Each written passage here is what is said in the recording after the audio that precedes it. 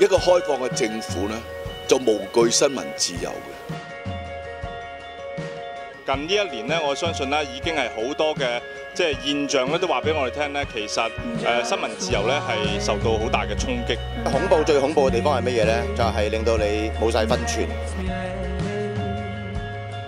普選係一部分，佢可以係去制衡到政府嘅權力，因為制衡政府權力係一樣好重要嘅一種嘅方式，係保障到新聞自由同埋所有嘅基本自由。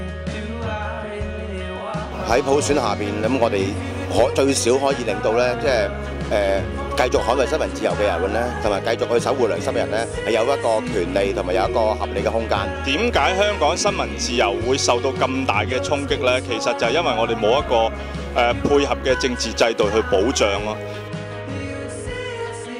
歷史從來都係揸喺市民嘅手裏邊，揸喺人民嘅手裏邊。跟住落嚟嘅政改咧，我覺得每一位市民都真係要發聲。嗱，咁我哋必須係由翻香港人自己真係去堅守住我哋嘅核心價值啦，甚至乎有可能係進行更進一步嘅行動，或者更激烈嘅行動都唔定嘅。我哋可以令到政府向我哋問責咧，最少就已經減低咗其中一種最有可能侵害媒體自由嘅一種力量。